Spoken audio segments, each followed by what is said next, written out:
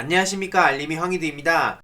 지난 지방선거보다 투표율이 많이 저조하다고 합니다. 주위에 투표 동료 남은 시간까지 많이 부탁드리고요. 오후 6시까지 본투표가 진행되고 확진 격리 유권자는 오후 7시 반까지니 주위에서 참여할 수 있도록 많은 독려 부탁드리겠습니다. 오늘 BTS 등장에 백악관이 난리가 났다는 소식이 전해졌습니다. 대한민국 국민으로서 정말 자랑스럽다는 생각이 들고요. BTS 같은 역사에 남을 세계적인 그룹과 동시대를 살아가고 있다는 게 신기할 따름입니다. 브리핑룸에 머문 시간은 6분도 채 안 됐지만 강력한 인상을 남겼고요. 리더 RM을 시작으로 진, 지민, 제이홉, 정국, 슈가, 비 멤버들은 각각 소중한 메시지를 전하기도 했습니다. 마지막으로 리더 RM은 중요한 문제에 대해 함께 얘기하고 아티스트로 뭘 할 수 있는지 생각할 중요한 기회를 제공한 바이든 대통령과 백악관에도 감사하다는 입장을 전했죠. 기자들은 통로까지 꽉 채워진 상황에 이런 상황이 처음이다 그러면서 깜짝 놀랐다는 반응을 보였는데요. 오죽하면 집에 가면 BTS가 브리핑을 시작해줬다고 자랑해야겠다는 얘기까지 나왔죠. BTS가 백악관에 간 이유는 바로 아시아 증오 범죄 대응 방안을 논의하기 위한 목적입니다. 보시다시피 엄청나게 많은 인파가 몰렸고요. 한 팬은 음악을 통해 모두 함께할 수 있다는 게 놀랍다며 음악을 통해 사랑과 통합을 전파하는 메시지를 보내고 있다. 증오는 불필요하다.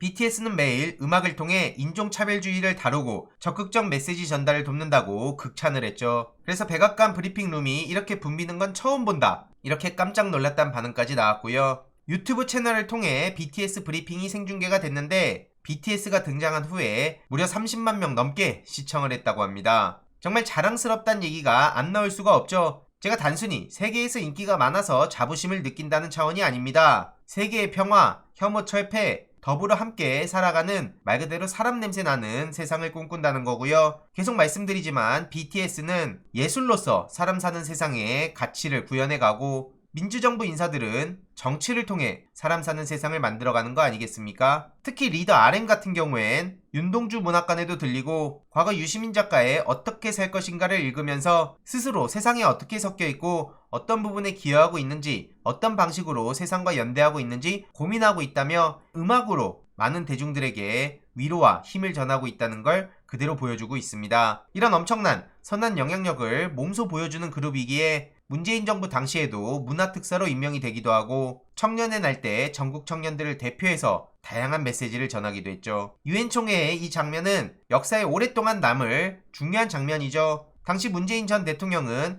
유엔 각국 정상들을 대표하고 BTS 멤버들은 전 세계 청년들을 대표해서 저 자리에 섰습니다. 그래서 기후변화, 코로나 백신, 혐오 철폐 등등 중요한 메시지를 전하면서 공감을 이끌어내기도 했습니다. 과거 문재인 전 대통령의 시계를 자랑스럽게 인증하는 모습도 참 훈훈하다는 반응이 나왔고요. 이런 훈훈한 장면을 다시 볼 수 없다는 생각이 참 가슴 아프다, 안타깝다. 윤석열 정부 들어선 취임식 때 공연시키려 하고 되도 않는 언플 시도하면서 취임 전부터 비교가 되기도 했습니다. 아무쪼록 아미로서 계속 저도 응원을 할 예정이고요. 김건희 씨는 대선 과정에서 제2부속실을 없앤다고 했지만 보좌할 인력 할당 검토한다는 소식이 전해지기도 했습니다. 말을 쏙 바꾼 거고요. 저렇게 쇼핑몰 옷 타령하고 슬리퍼 품절, 완판 이런 보도를 하고 있는 게 현실입니다. 민생과 경제, 국민의 안전과 평화 이런 건 관심도 없어 보이고요. 대한민국이 여러모로 발칵 뒤집히고 많은 국민들이 피해를 받고 힘들어하고 있는 이 상황에도 나들이 간다는 소식이나 전하고 있는 게 윤석열 정부의 민낯입니다. 그래서 최근 김어준 총수가 건희사랑 측에 대해서 따끔하게 지적을 하기도 했는데 강신업 씨는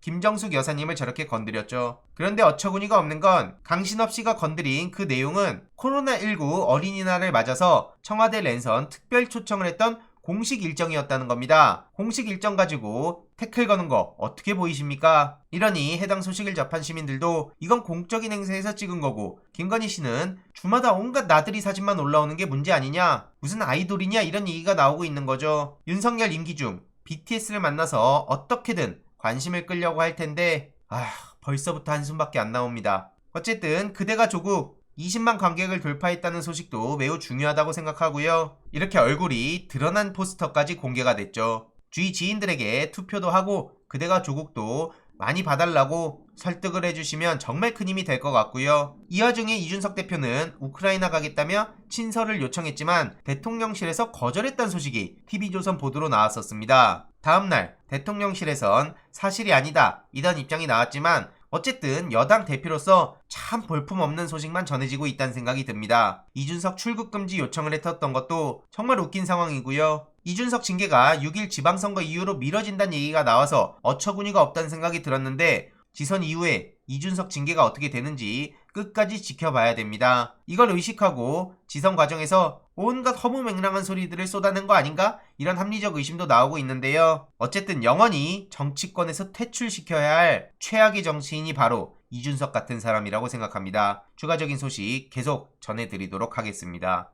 이번 내용도 유익했다면 구독, 좋아요, 알림 설정, 멤버십 가입 정말 큰 힘이 된다는 점 말씀드리고 싶습니다. 이번 내용도 주위에 널리 공유 부탁드립니다.